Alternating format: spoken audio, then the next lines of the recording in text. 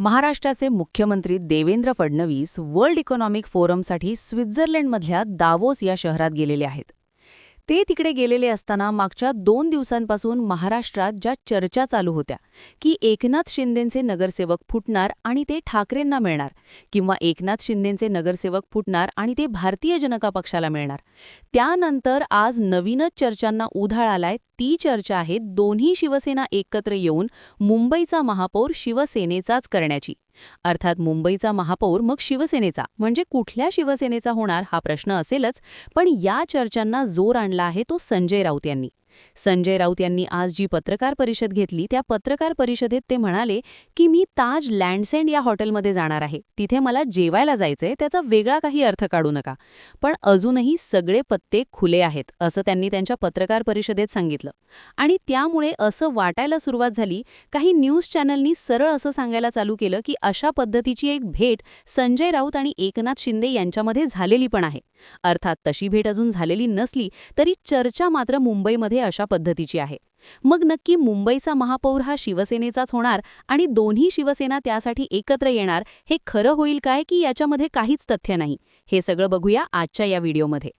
महाराष्ट्रातील 29 महानगरपालिकांच्या बरोबर मुंबईच्या महापालिकेचा निकाल देखील लागलाय. यामध्ये कोणालाही स्पष्ट बहुमत मिळालेलं नाही. त्यामुळं एकनाथ शिंदेंची शिवसेना यामध्ये किंग मेकर ठरणार आहे. ते ज्याला पाठिंबा देतील त्यांचा महापौर होईल, इथं असं स्पष्ट आहे. पण तरी देखील एक गोष्ट अशी सांगितली जाते की बाळासाहेब ठाकरेंचं नेहमी हे स्वप्न होतं की मुंबईवरती लागलेला जो भगवा आहे तो कधीही उतरता कामा नये आणि तो भगवा शिवसेनेचाच असला पाहिजे. मुंबईचा महापौर हा शिवसेनेचाच असला पाहिजे. एकनाथ शिंदेंच्या नगरसेवकांचा आणि त्यांच्या पक्षाच्या अनेक लोकांचाही आग्रह आहे की पुढचा महापौर हा शिवसेनेचाच असला पाहिजे. जास्तीत जास्त हे महापौर पद 2.5 वर्षासाठी वाटून घेतलं पाहिजे. पण या गोष्टीसाठी भारतीय जनता पक्षात तयार होण्याचे चान्सेस जवळजवळ नाहीत. कारण भारतीय जनता पक्ष हा संपूर्ण महाराष्ट्रात चांगल्या ॲडव्हान्टेजियस पोझिशनमध्ये आहेत. त्यांना माघार घेण्याचं काही कारण नाही. त्यामुळे आता अशी चर्चा सुरू झालेली आहे की संजय राऊत हे ताज लँडसेंड या हॉटेलमध्ये उद्या जाणार आहेत आणि तिथे एकनाथ शिंदेंची भेट घेणार आहेत. या ठिकाणी बाकीच्या नगरसेवकांच्या बरोबर चर्चा होईल आणि मुंबईच्या महापौर पदावरती एका मराठी माणसाला, एका शिवसेनेच्या मराठी नेत्याला बसवायचं, जे बाळासाहेबांचं स्वप्न असायचं ते स्वप्न दोन्ही शिवसेना मिळून एकत्र येऊन पूर्ण करतील. जसं उद्धव ठाकरे आणि राज ठाकरे हे एकत्र येणं म्हणजे 2 भावांचं मिलन होणं, हा जसा एक इमोशनचा भाग आहे, तसंच या 2 फुटलेल्या शिवसेना एकत्र येणं ह्या देखील खूल या महाराष्ट्रातल्या अनेक लोकांच्या भावनेचा भाग आहे. कारण महाराष्ट्रातले अनेक लोक शिवसेना या पक्षाच्या बाबतीत, बाळासाहेबांच्या बाबतीत आणि त्यांच्या परिवाराच्या बाबतीत अतिशय संवेदनशील आहेत. त्यामुळे अशी शक्यता होईल काय याबद्दल अनेकांचे याकडे लक्ष लागले. पण तशी शक्यता होण्याचे चान्सेस फार कमी आहेत. त्याची 3 महत्त्वाची कारणं सांगता येतील. यातलं पहिलं कारण म्हणजे एकनाथ शिंदे यांच्याकडे आता त्यांच्याकडे जी शिवसेना आहे, या शिवसेना या पक्षाचा संपूर्ण कंट्रोल आहे. आणि असं काही जर करायचं असेल तर भविष्यात त्यांना त्यांच्या पक्षाचा कंट्रोल गमवावा लागेल. कारण त्यांच्या पक्षामध्ये मोठ्या प्रमाणावर लोकशाही आहे असं आपण म्हणू शकतो. कारण शिवसेना असो किंवा इतर कोणताही पक्ष असो, या पक्षांच्या मध्ये एक सेंट्रल कमांड असते आणि सेंट्रल कमांडच्या भोवती ते पक्ष फिरत असतात. पण या एकनाथ शिंदेंच्या शिवसेनेमध्ये मात्र शंभूराजे देसाई, उदय सामंत आणि इतर अनेक महत्त्वाचे नेते आहेत. हे सगळे नेते एकत्रितपणे निर्णय घेत असतात. त्यामुळे फक्त मुंबईच्या आसपासच्या नेत्यांचे हितसंबंध एवढंच पाहून कुठलाही निर्णय घेतला जाऊ शकत नाही. त्यासाठी महाराष्ट्रातल्या वेगवेगळ्या भागात असलेले सगळे शिवसेनेचे नेते तयार असतील तरच एकनाथ शिंदे असा निर्णय घेऊ शकतील. कारण असा निर्णय घेण्याचं संपूर्ण स्वातंत्र्य मुळात एकनाथ शिंदे यांच्याकडे नाहीच. कारण त्या पक्षामध्ये थोडीशी लोकशाही आहे, जी पक्षांतर्गत लोकशाही असं आपण म्हणतो. त्यामुळे अशी लोकशाहीमध्ये असताना आपलं जे नेतृत्व आहे ते एकनाथ शिंदे जाणून बुजून उद्धव ठाकरे यांच्याकडे द्यायला तयार होणार नाहीत. दुसरी गोष्ट म्हणजे ठाकरे आणि शिंदे यांच्यामध्ये जो एक कडवटपणा आहे, राज ठाकरे आणि एकनाथ शिंदे यांच्यामध्ये तसा कडवटपणा नाही. ते एकमेकाचे राजकीय विरोधक आहेत. पण एकनाथ शिंदे आणि उद्धव ठाकरे यांच्यामध्ये कडवटपणा आहे. त्यांच्यामधला विरोध हा फक्त राजकीय नाही, तो राजकीय असण्याच्या पलीकडे आहे. जसं राणे विरुद्ध ठाकरे अशा पद्धतीचा एक इतिहास आहे असं परवा देवेंद्र फडणवीस म्हणाले, तसाच प्रकारचा ठाकरे विरुद्ध शिंदे हा देखील एक इतिहास आहे. यामध्ये अनेक वेळा आपण ऐकलंय की उद्धव ठाकरे एकनाथ शिंदेंना मिंदे याच शब्दात बोलतात. त्यामुळे असा कडवटपणा आल्यानंतर महाराष्ट्रातली इतर जे महत्त्वाचे नेते मंत्री आहेत, दीपक केसरकर असतील, शंभूराजे देसाई, उदय सामंत वगैरे, या सगळ्यांच्याबद्दल शिवसेनेच्या मनात प्रचंड राग आहे. त्यांचा गद्दार असाच उल्लेख केला जातो.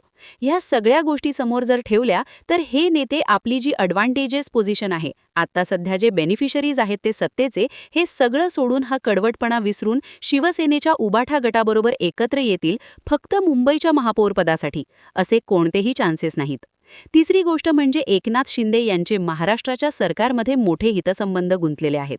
एकतर भारतीय जनता पक्षाने त्यांना महाराष्ट्राचे मुख्यमंत्रीपद दिलं, जे जवळजवळ त्यांना मिळण्याची कोणतीही शक्यता नव्हती.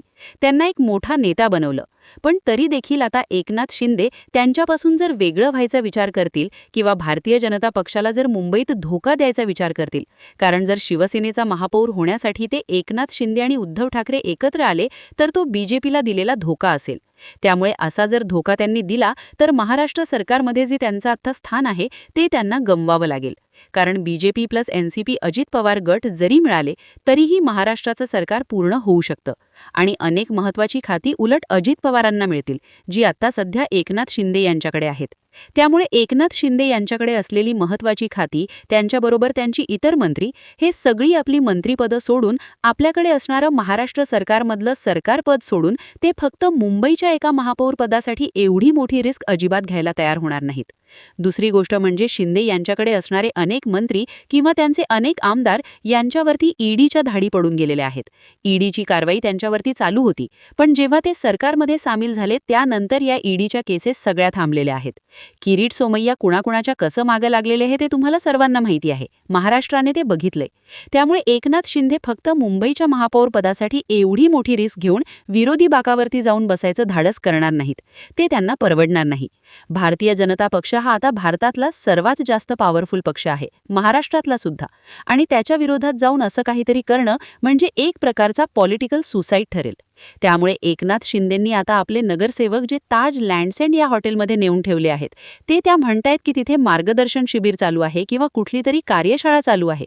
हे सगळं जरी असलं तरी यामध्ये कुठलीही दोन्ही सेना एकत्र येण्याची शक्यता नसली तरी एकनाथ शिंदेंचे नगरसेवक फुटणं ही शक्यता मात्र जरूर आहे. महाराष्ट्राच्या राजकारणात कोण फुटू शकणार नाही आणि कोण फुटेल याच्याबद्दलची कुठलीही गॅरंटी कधीच कोणी देऊ शकत नाही. त्यामुळे एकनाथ शिंदेंचे नगरसेवक फुटणं ही शक्यता आहे आणि त्यासाठी ते पाहिजे ती खबरदारी सध्या घेत आहेत. त्यामुळे देवेंद्र फडणवीस पुढे गेलेले आहेत दावोसला, स्वित्झर्लंडमध्ये.